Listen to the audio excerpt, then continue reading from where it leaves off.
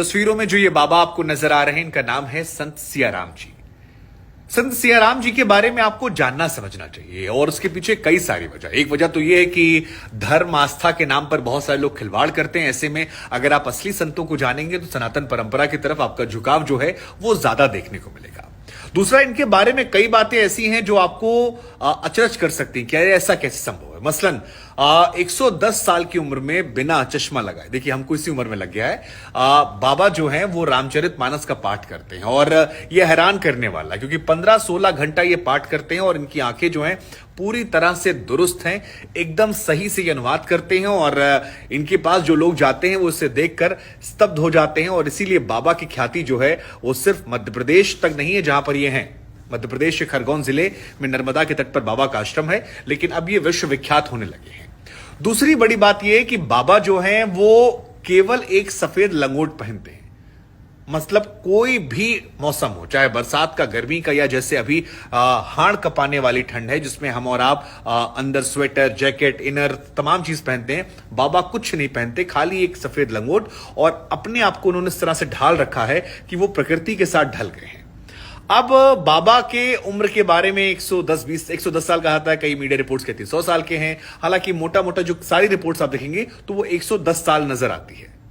अब आते हैं बाबा जी की उम्र और उनके नाम को लेकर। सियाराम, ये अपने आप में नाम जो है अद्भुत है क्योंकि सीता और राम को मिलाकर सियाराम होता है। तो बाबा जी के बारे में आपको बता दें, बाबा जी जो हैं वो हनुमान जी के परम भक्त हैं। और ये कहा जाता है इनके बारे में कि 12 वर्षों तक बाबा जी ने मौन व्रत धारण कर रखा था, यानी कि किसी से कोई बात वो नहीं करते थे। 12 वर्षों की तपस्या, मौन धारणा के बाद जब उनकी जिह्वा से पहला शब्द निकला तो वो शब्द था सियाराम।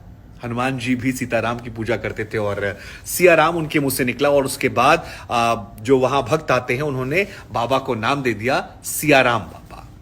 अब जहां तक बाबा की उम्र की बात है तो कई मीडिया रिपोर्ट में से 100 साल बताया जाता है। हालांकि कई सारे पुराने आर्टिकल्स को जो हमने खंगाला, देखा, समझा, जाना तो उसमें निकल कर आता है कि बाबा जी की अभी करंट एज जो है वो 110 साल की है।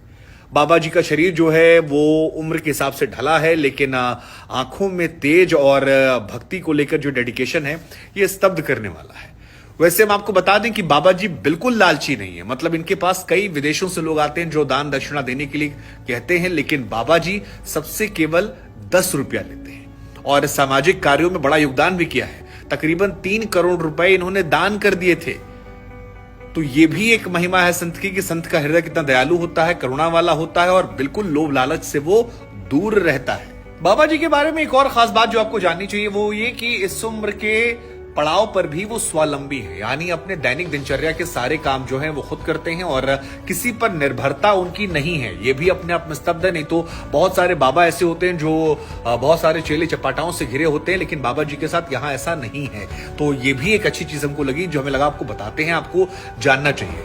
अब जहां तक बात है बाबा जी के इतिहास को लेकर तो कहा जाता है कि महाराष्ट्र में इनका जन्म हुआ था और वहां से ये रहे। पढ़ाई वढ़ाई बहुत ज्यादा नहीं की थी, लेकिन फिर एक स्वामी जी इनसे मिलते हैं और उसके बाद इन्होंने परिवार का मुंह त्यागा, जीवन ईश्वर को समर्पित किया और हिमालय में बहुत दिन रहे।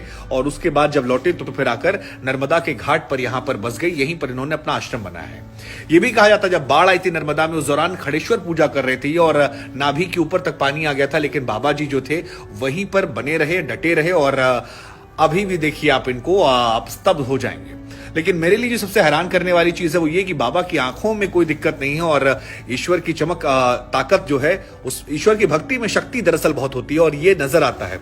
गर्मियों में कूलर नहीं चाहिए, सर्दियों में ब्लोवर नहीं चाहिए, लालच नहीं है, मोह नहीं है। सारा जीवन जो है वो सीताराम करते हुए सियाराम बाबा का गुजर रहा है। और इनको देखकर हमको लगता है कि सनातन परंपरा को मानने वालों को, ऐसे लोगों को जानना चाहिए, तभी धर्म का बढ़ावा होगा। और आइए हम और आप जानें और नमन करें सियाराम बाबा को और वीडियो शेयर करें ताकि और लोग जानें।